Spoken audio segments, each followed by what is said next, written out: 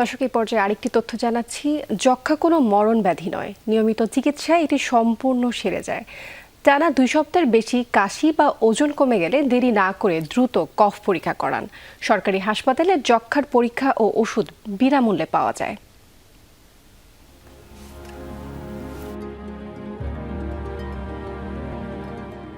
যক্ষ্মা এমন একটা রোগ, যে রোগটা আমাদের সমাজে বহুকাল ধরে চলে আসছে, হাজার বছরের রোগ বলা হয়। এবং এইটা এমন একটা রোগ যে রোগটা পাশের লোককে এফেক্ট করে সবচেয়ে বেশি। সেটা ছড়িয়ে পড়ে হাঁচি কাশির মাধ্যমে। আপনি কথা বলছেন যে স্প্রিঙ্কল ছিটে যাচ্ছে, সেটার মাধ্যমে কিন্তু যক্ষ্মা ছড়ায়। তো সেক্ষেত্রে জনসচেতনতার কোনো বিকল্প নেই। আমরা যে ইংলিশে একটা শব্দ জেনে থাকি, prevention is better then cure.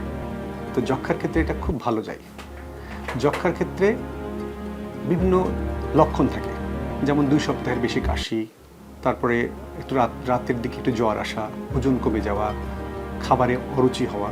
তো এই ধরনের লক্ষণগুলো যদি মানুষ না জানে, কাশি হচ্ছে, পাশের ফার্মেসি থেকে ওষুধ কিনে খাচ্ছে, তারপর কাশি ভালো হচ্ছে না, 2 সপ্তাহ পার হয়ে গেছে, হয়তো তার ওটা ইনফেকশন অলরেডি তার চলে এসছে যক্ষ্মারে, এবং সে কিন্তু দিব্যি আমাদের সমাজেই ঘুরে বেড়াচ্ছে, কথা বলছে আরেকটা মানুষের সাথে। বলা হয়ে থাকে WHO-র মতে যে 10 থেকে 15 জন মানুষকে একটা যক্ষ্মা রোগী আরেকটা মানুষকে যক্ষ্মা ছড়িয়ে দিতে পারে, অর্থাৎ যক্ষ্মার জীবাণু ছড়িয়ে দিতে পারে।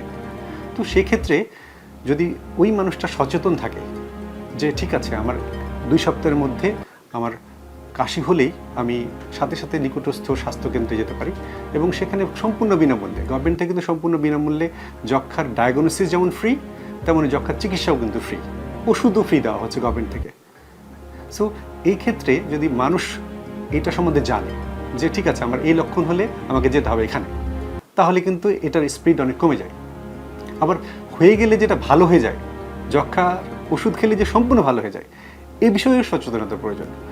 অনেক ক্ষেত্রে যক্ষ্মার ওষুধ খাচ্ছি, তখন ওকে একদম আলাদা করে ফেলছি সমাজ থেকে, মনে করছি যে ও একটা আলাদা প্রাণী, কিন্তু ওটা তো ওর কারণে হয়নি, এটা তো একটা রোগ, এবং এটা চিকিৎসা আছে, ভালোভাবে চিকিৎসা করলে সম্পূর্ণ ভালো হয়ে যায়।